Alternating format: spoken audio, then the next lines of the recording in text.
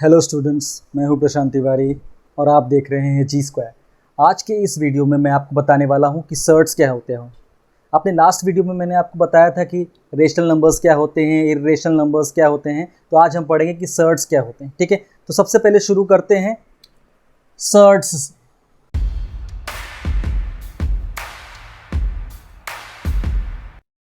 ठीक है, सर्ट्स मैंने आपको बताया था कि रेशनल नंबर्स वो होते हैं जो दो टाइप के होते हैं, या तो टर्मिनेटिंग होगा या नॉन टर्मिनेटिंग और रिकरिंग होगा। और इर्रेशनल नंबर्स क्या होते हैं, वो नॉन टर्मिनेटिंग भी होते हैं और नॉन रिकरिंग भी होते हैं, यानी कि रूट की वैल्यूज जो मैंने आपको बताई थी। ठीक है, अब सर्ट्स देख लेते हैं। सर्ट्स क्या है, अंडर रूट की मैंने बात की, तो सबसे पहले अंडर रूट ही लेते हैं। अंडर रूट ए, मान लिया इसका रूट है n और इसने वैल्यू दिया x, यानी कि ये बता रहा है a का nth रूट जो है उसकी वैल्यू है x। अगर a का nth रूट वैल्यू x दे रहा है, यानी कि इस वैल्यू को सॉल्व करने पर अगर मुझे वैल्यू आई x, और अगर x नॉन टर्मिनेटिंग है, ध्यान दीजिएगा, अगर x नॉन टर्मिनेटिंग है एंड नॉन रिकरिंग भी है,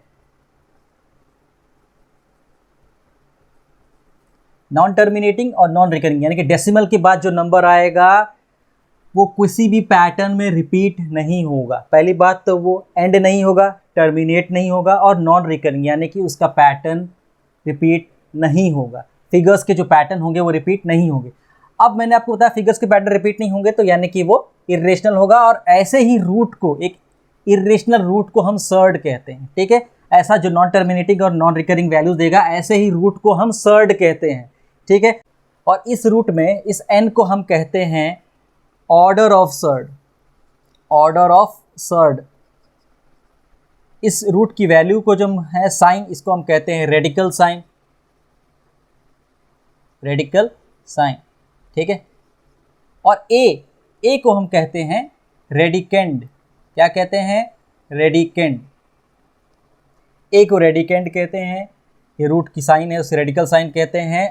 और जिस ऑर्डर का रूट हम निकाल रहे हैं उसे ऑर्डर, जैसे यहाँ पर अगर n की वैल्यू 2 है तो स्क्वायर रूट हुआ, 3 है तो क्यूब रूट हुआ, तो ये ऑर्डर ऑफ सर्ड बताता है। 9th के पोर्शन में हम बेसिकली जो पढ़ने वाले हैं वो है ऑर्डर 2 का। ठीक है, यहाँ पर सर्ड का ऑर्डर 2 रहेगा, यानी कि हम स्क्वायर रूट्स में ही सब कुछ पढ़ेंगे, इसकी सारी प्रॉपर्टीज हम स्क्वायर रूट में ही जानेंगे। ठीक है, तो चलिए आगे बढ़ते हैं। सबसे पहले हम जानेंगे कि नॉर्मल सर्ड को सिंप्लीफाई अगर करना हो छोटी मोटी वैल्यूज तो कैसे करेंगे। ठीक है, तो जैसे मैंने लिखा अंडर रूट 98, अंडर रूट 98 मैंने लिखा, तो इसको मैं लिख सकता हूँ अंडर रूट 49 इंटू 2।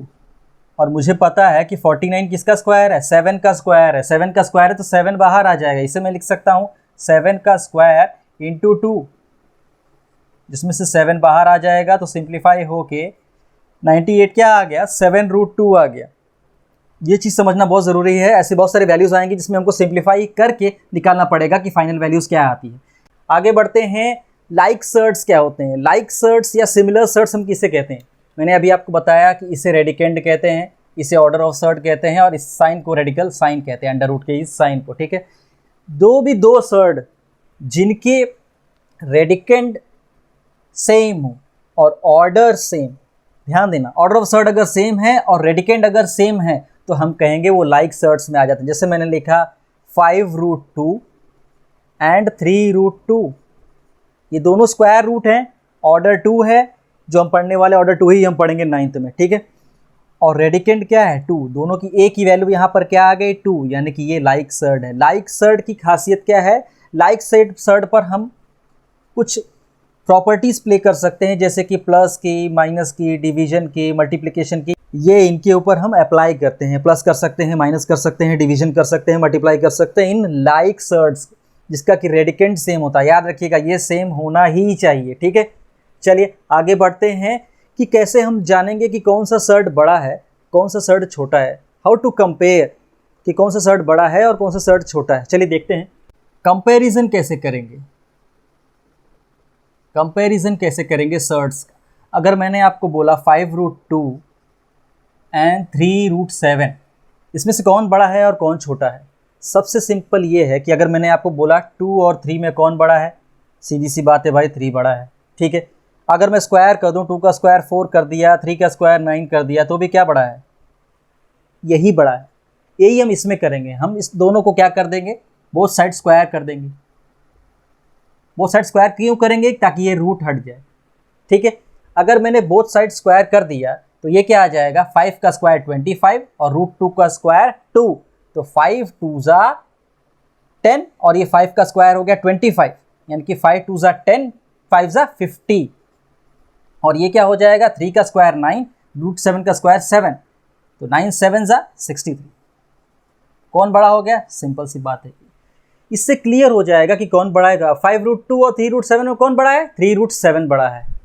मैंने आपसे अभी थोड़ी देर पहले बताया लाइक सर्ड्स के बारे में। लाइक सर्ड्स क्या होते हैं, मैंने बताया जिनके भी रेडिकेंड सेम हो और ऑर्डर ऑफ सर्ड अगर सेम है तो लाइक सर्ड कहलाएंगे। लाइक सर्ड पे मैंने कहा हम प्लस कर सकते हैं, माइनस कर सकते हैं, मल्टीप्लिकेशन डिवीजन, ये लाइक सर्ड्स में किए जाते हैं। जैसे मैंने कहा 7√2 माइनस 5√2, ये हम माइनस कर सकते हैं क्योंकि रेडिकेंड सेम है, तो वैल्यू क्या आएगी, 2√2।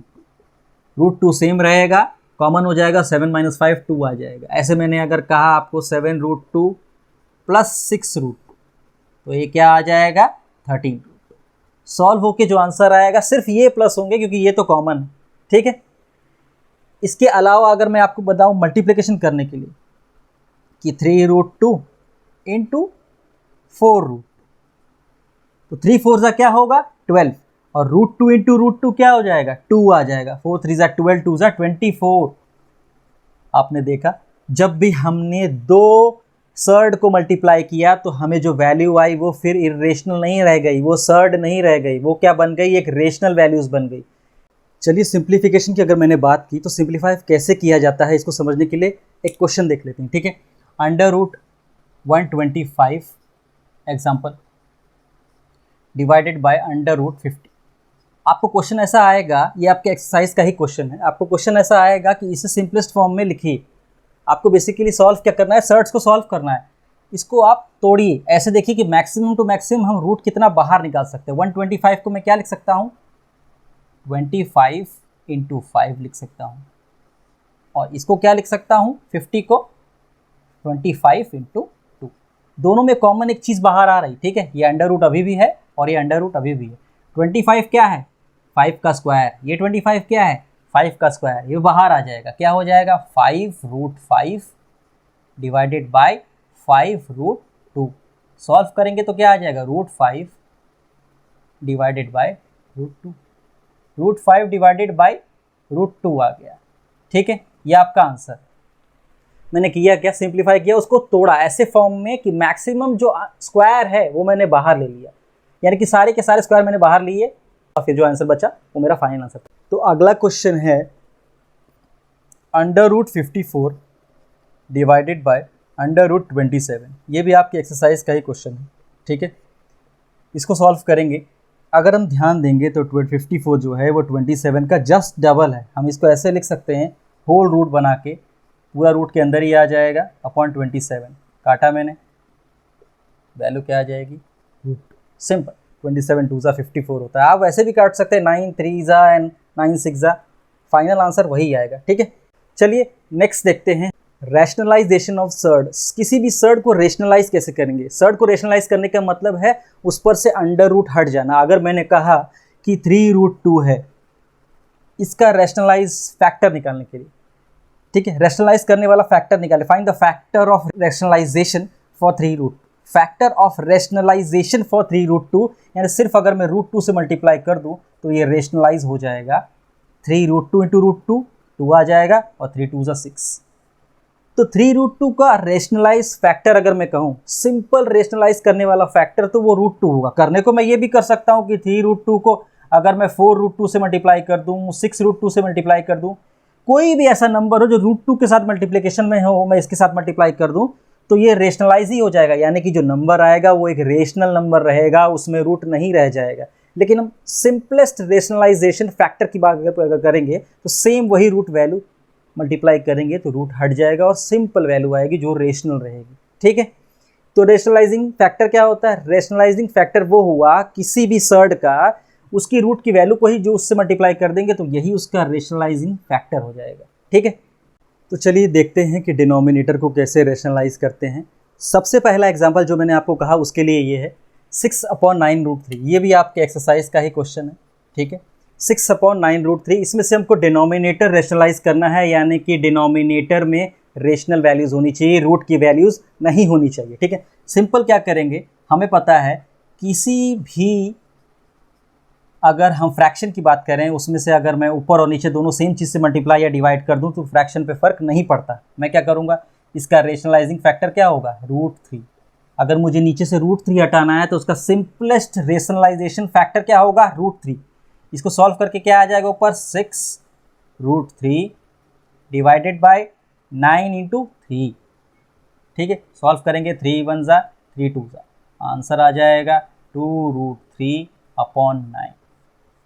डिनोमिनेटर से मैंने रूट हटा दिया, ठीक है। तो ये हो गया इसका रेशनलाइजेशन ऑफ द डिनोमिनेटर, ठीक है।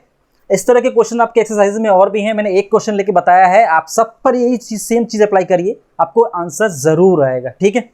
तो देखते हैं, नेक्स्ट है हमारा बाइनोमियल क्वाड्रेटिक सर्ड, जैसा कि मैंने यहाँ लिखा है, ठीक है। बाइनोमियल क्वाड्रेटिक सर्ड क्या होते हैं देख लेते हैं। अगर मैंने लिखा √5 यानी कि √3 + √2, या मैं लिख सकता हूँ, ठीक है, √5 + √3, ठीक है। मैंने लिख दिया √7 - √2, ये बाइनोमियल क्वाड्रेटिक सर्ड में आता है। या मैं लिख सकता हूँ √5 + 2, सिंपल अगर मैं 2 भी लिख दूँ, दो टर्म उसमें है, प्लस में माइनस में, ये सब क्या आ जाएंगे, बाइनोमियल क्वाड्रेटिक सर्ड में आ जाएंगे, ठीक है। अगर मैं √3 + √2 लिखा हुआ है तो मैं √3 - √2 भी लिख सकता हूँ, ठीक है। अब इसमें मुझे आपको एक चीज़ बतानी है, ये सारे के सारे बाइनोमियल क्वाड्रेटिक सर्ड ही हैं अलग अलग, इनको अगर हम देखेंगे।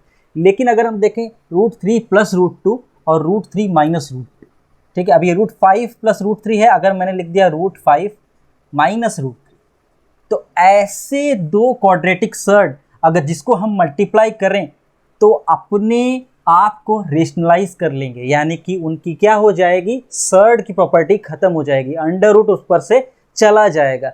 ऐसे दो बाइनोमियल क्वाड्रेटिक सर्ड एक दूसरे के क्या होते हैं, कॉन्जुगेट पेयर्स कहलाते हैं। जैसे अगर मैंने आपको लिखा √5 + √3, ठीक है, और मैंने यहाँ पर लिखा √5 - √3, एक तरह का एल्जेब्रिक एक्सप्रेशन हो गया। हम इसमें फॉर्मूला लगा सकते हैं a + b × a - b। हमें पता है a + b × a - b क्या होता है, a² माइनस का b²।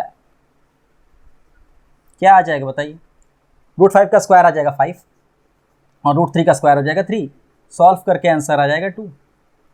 देखा, रूट इस पर से हट गया। तो ऐसे दो टर्म जिनको मल्टीप्लाई अगर हम करें तो इस तरह का फॉर्मूला बन के अगर उस पर से हट जाए रूट तो वो कहलाता है एक दूसरे का कॉन्जुगेट पेयर, ठीक है। इसको सॉल्व करने का, यानी कि किसी भी बाइनोमियल क्वाड्रेटिक सर्ड को अगर आपको इस पर से रूट हटाना है, रैशनलाइज करना है, तो उसके कॉन्जुगेट पेयर से मल्टीप्लाई कर दीजिए, अपने आप वो रैशनलाइज हो जाएगा। तो ठीक है, पहला क्वेश्चन हम लोग देखते हैं, रैशनलाइज द डिनोमिनेटर 4/7 + 4√3। आपके एक्सरसाइज का ही क्वेश्चन है, सॉल्व नहीं था, हम लोग अभी सॉल्व करते हैं, ठीक है। 4/7 + 4√3, यहाँ पर हमें डिनोमिनेटर को रैशनलाइज करना। मैंने आपको अभी भी बताया कि किसी भी बाइनोमियल क्वाड्रेटिक सर्ड में अगर हमको रैशनलाइजेशन करना है तो उसके कॉन्जुगेट पेयर से मल्टीप्लाई कर देंगे। तो इसके बगल में अगर मैं इसके कॉन्जुगेट पेयर से मल्टीप्लाई कर दूं तो अपने आप ही सॉल्व हो जाएगा। लेकिन सिर्फ यहाँ नहीं कर सकता, अगर मैं चाहता हूँ फ्रैक्शन में कोई चीज़ ना आए तो मुझे ऊपर और नीचे दोनों में मल्टीप्लाई करना होगा 7 - 4√3 का उसके कॉन्जुगेट पेयर से, ताकि वो क्या हो जाए, अपना रूट हटा दे, ठीक है। 7 + 4√3, 7 - 4√3। मैं बार बार कह रहा रूट हटा दे, रूट हटाने का मतलब क्या है, मैं उसको रेशनलाइज कर रहा हूँ, उसका इरेशनल जो ये वैल्यू है वो ख़त्म कर रहा हूँ। रूट हटाना कहना या रेशनलाइज करना वो एक ही बात हो गई, ठीक है। चलिए आगे बढ़ते हैं। 4 को अगर इससे मल्टीप्लाई करेंगे तो सॉल्व करके क्या आएगा, 7 4 = 28 माइनस 4, ये 4 से मल्टीप्लाई होगा 16√3, ठीक है। नीचे क्या आ जाएगा, a + b × a - b, तो a² - b², 7 का स्क्वायर माइनस 4√3 का स्क्वायर। फिर से सॉल्व करेंगे, ऊपर वही रहेगा 28 माइनस 16√3 अपॉन 7 का स्क्वायर हो जाएगा 49, 7 7 = 49 होता है, और 4√3 का स्क्वायर क्या होगा, 4 4 = 16, 3 = 48। तो 49 माइनस 48, इसको सॉल्व करेंगे तो नीचे वैल्यू आ जाएगी 1, डिनोमिनेटर ही गायब हो गया। रेशनलाइज की बात छोड़िए आप, इतना ही हमारा आंसर बचा। ठीक है, डिनोमिनेटर के कॉन्जुगेट पेयर से ऊपर और नीचे दोनों मल्टीप्लाई कर देंगे।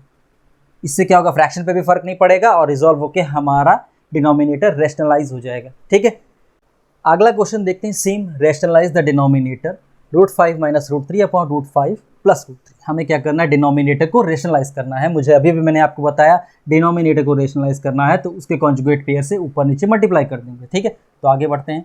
√5 माइनस √3 डिवाइड बाई √5 प्लस √3।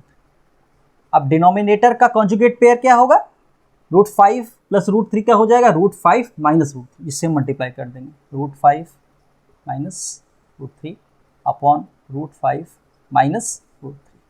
अब आप देखेंगे कि √5 माइनस √3 ऊपर तो सेम आ गया, यानी कि ये आ गया √5 माइनस √3 का स्क्वायर, और नीचे क्या आ जाएगा, a plus b into a minus b, a square minus b square. ठीक है, तो √5 का स्क्वायर माइनस √3 का स्क्वायर सॉल्व करने पर हम देखेंगे यहाँ पर a माइनस बी के होल स्क्वायर का फॉर्मूला है। हमने पढ़ा हुआ है a माइनस बी का होल स्क्वायर क्या होता है, a स्क्वायर अंडर रूट का plus b square minus 2ab, यानी कि 2√5 2√3 2√5 √3 divided by a square minus b square 5 minus 3, ये हो जाएगा 5 माइनस 3। ठीक है, इसको सॉल्व करेंगे तो आएगा a स्क्वायर √5 का स्क्वायर 5 आ जाएगा, फिर √3 का स्क्वायर 3 आ जाएगा, माइनस 2√5 √3, ये क्या आ जाएगा 5 3 15 हो जाएगा 2√15 होल डिवाइडेड बाय सॉल्व करेंगे 5 माइनस 3 2 आ जाएगा। अब आगे सॉल्व करते हैं इसको,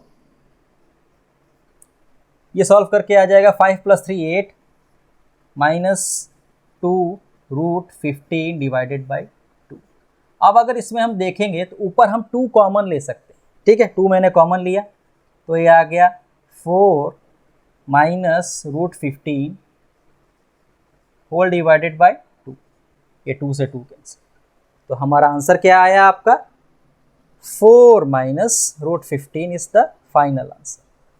ठीक है, मैंने किया क्या, a माइनस बी के होल स्क्वायर का फॉर्मूला लगाया, a square plus b square minus 2ab, तो सॉल्व हो क्या आया 5 प्लस 3 माइनस 2ab, आपस में मल्टीप्लाई हो गए रूट के अंदर 2√15, तो आ गया 8 माइनस 2√15, उसमें से मैंने 2 कॉमन लिया तो ये हो गया 2 कॉमन लिया मैंने, आया 4 माइनस √15, और यहाँ नीचे 2 था ही, 2 से 2 कैंसिल हो गया, 4 minus √15 is the final answer. ठीक है, आई थिंक सबको क्लियर होगा, ये बहुत आसान था, सिर्फ इसमें a माइनस बी के होल स्क्वायर का फॉर्मूला लगा है और a square minus b square का फॉर्मूला लगा है। ठीक है, चलिए आगे बढ़ते हैं एक लास्ट टॉपिक जानने के लिए, एब्सोल्यूट वैल्यू क्या होता है। रियल नंबर्स में ये जानना ज़रूरी है कि एब्सोल्यूट वैल्यू क्या होता है। एब्सोल्यूट वैल्यू होता क्या है, कोई भी एक वैल्यू, अगर मैंने एक नंबर लाइन बनाया है, हमारा नंबर लाइन था, हमने जाना था इसको 0, ये होता है 1 2 3 एंड देयर, और ये होता है -1 -2 -3।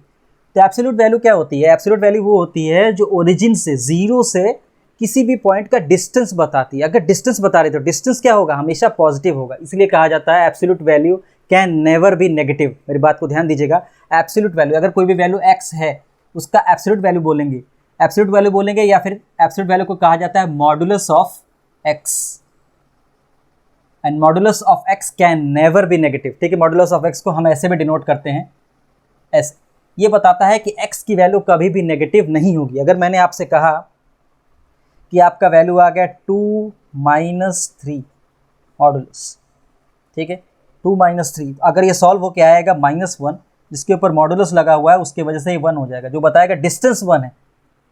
ठीक है, कोई भी वैल्यू अगर नेगेटिव में भी है तो वो वैल्यू मॉडुलस लगने पर प्लस हो जाएगी, इसलिए कहा जाता है अगर ये वैल्यू कोई x है, अगर वो ग्रेटर देन 0 है, और अगर वो लेस देन 0 है, और अगर वो इक्वल टू 0 है।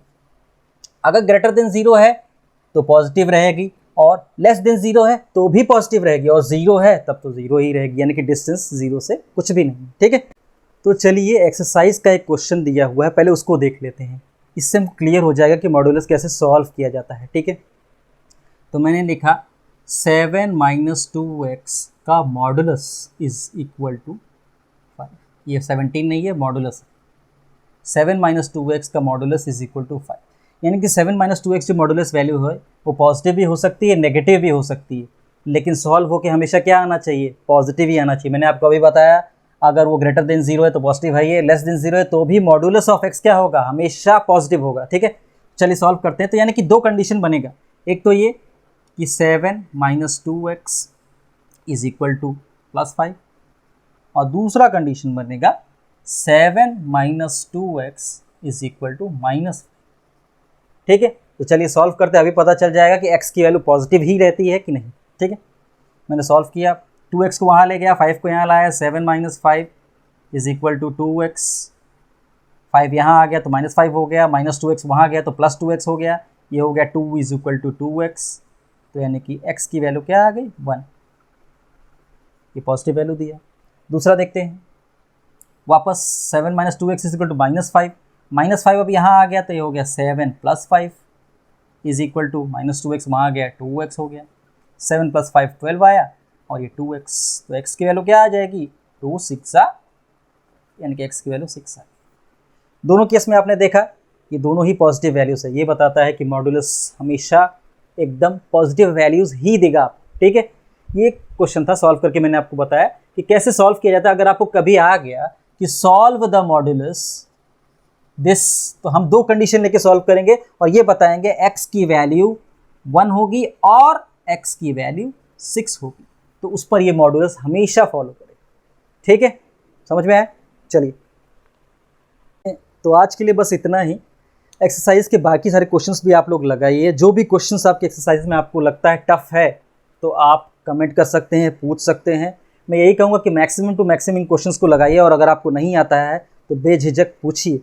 चलिए, आज के लिए इतना ही। Thank you so much.